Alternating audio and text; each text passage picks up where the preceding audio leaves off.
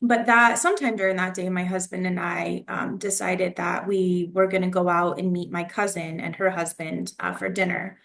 So we had asked a family member of mine to watch the boys while we went out for a quick dinner.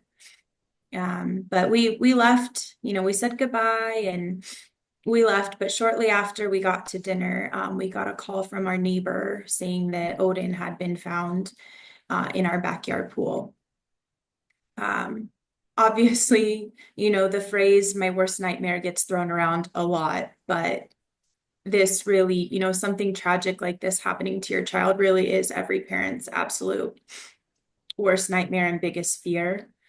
Um, but we rushed to the hospital, but he was pronounced deceased shortly after we got there. You guys are still in your same house where this all happened. How has that gone for you? And how has that gone with your healing process? Do you almost want to stay there, or how does that work? Yeah, we will never leave Yeah. this house. Shortly after, my husband and I, we were like, oh my gosh, it was really difficult to be here, but this is also the place where we feel most connected to him. Mhm. We brought him home from the hospital here. All of our family memories are here. And for a while we couldn't go in the pool. It was really hard for us to enter into the pool where he had passed away, but now it's also where we feel most connected to him. We had so many amazing family memories, happy memories in that pool, happy memories in this house as a family.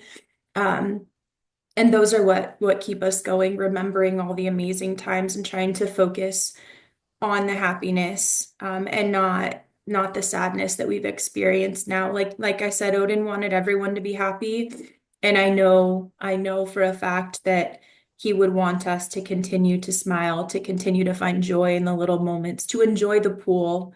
You mentioned tragically that it was a family member who was watching. How did you guys handle that? And do you have advice for people who go through a tragedy where it was in someone else's hands that was very close to them? Because I can't imagine how difficult that would have been to navigate on top of everything else that you're going through.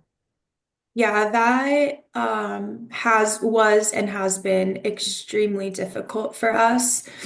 Um, you know, as much as we are disappointed in the way that this happened, disappointed in our family member, we also t we take a lot of the blame as parents, right? I find it to be my responsibility to protect my child.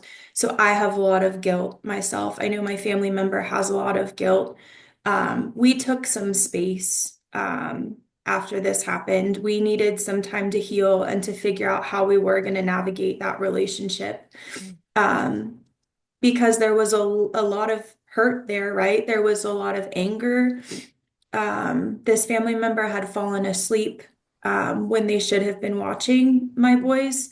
And for me, it took a long time and a lot of self-reflection to come to a place where I've forgiven. My faith has helped me a lot with that as well.